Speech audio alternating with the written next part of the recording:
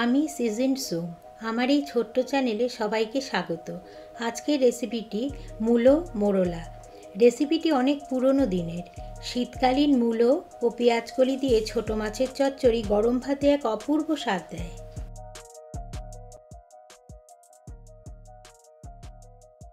আধুনিকতার বন্ধনে আজকে আমরা প্রায় এই সব পুরনো রান্নাগুলোকে ভুলতেই বসেছি।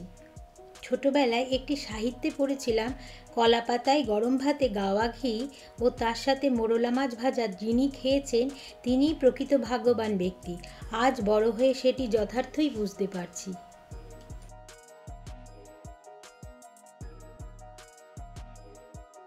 ছোট মাছ কাটা খুবই কষ্টসাধ্য কাজ, কিন্তু একদিন একটু বেশি করে মাছ নিয়ে ধৈর্য ধরে কেটে রাখলে বা স্টোর করে রাখলে 2-3 রকমের পদ বানিয়ে খাওয়াই যায়।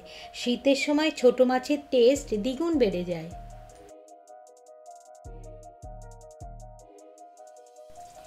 এবার আসি রান্নার পর্যায়ে।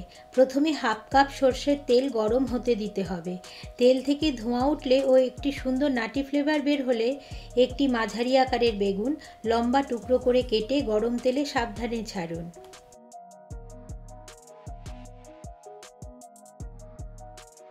এবার বেগুনগুলোকে লাল করে ভেজে নিয়ে একপাশে সরিয়ে রাখুন।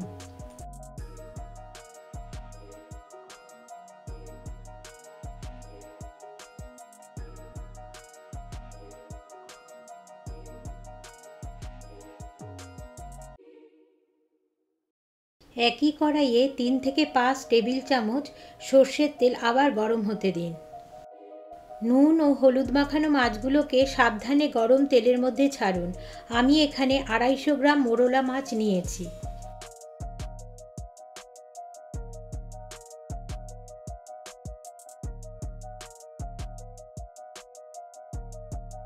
মাছগুলোকে উল্টে পাল্টে মাঝারি তাপমাত্রায় লাল করে ভেজে তুলে নিন।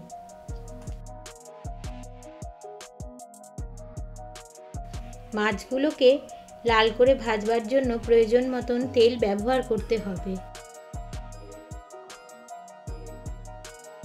একইভাবে বাদবাকি মাছগুলোকেও ভেজে নিন।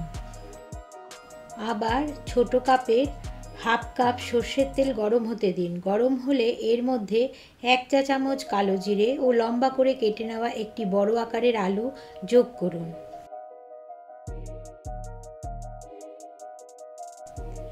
মাঝারি তাপমাত্রায় একটু নাড়াচাড়া করে এর মধ্যে 1 বাটি লম্বা টুকরো করে নেওয়া মূলো যোগ করুন।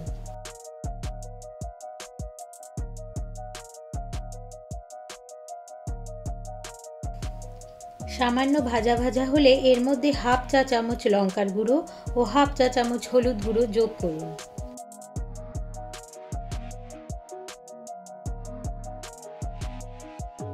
মূলো ও আলুগুলোকে সোনালি করে ভেজে এর মধ্যে 150 গ্রাম পেঁয়াজকলি লম্বা টুকরো করে কেটে ভেজে নিন।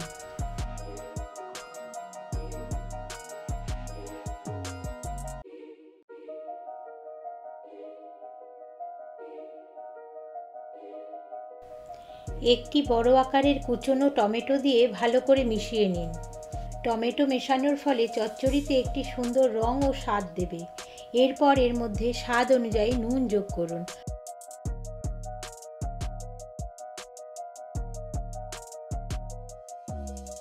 এখন একটি লম্বা পাতলা করে কেটে নেওয়া পেঁয়াজ দিয়ে ভালো করে মিশিয়ে নিন।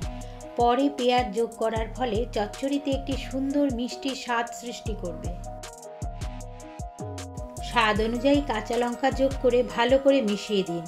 চচ্চড়ি সবসময় ভাজা ভাজা ও একটু তেলযুক্ত হয়ে থাকে, তাহলে খেতে অসাধারণ লাগে।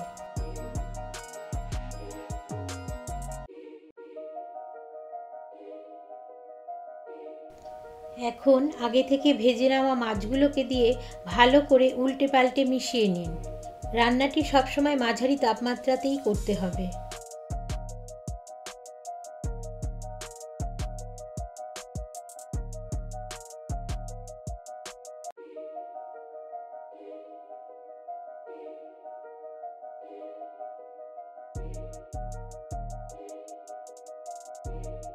আগে থেকে ভেজে নেওয়া বেগুনগুলোকে যোগ করে সাবধানে নাড়িয়ে নিন।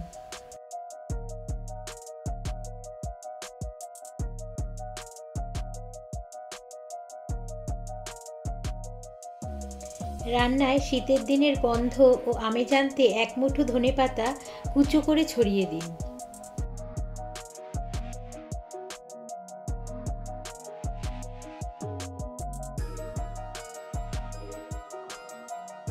এবার গরম ভাতের সঙ্গে পরিবেশন করুন। আজকের রেসিপিটি কেমন লাগলো অবশ্যই জানাবেন।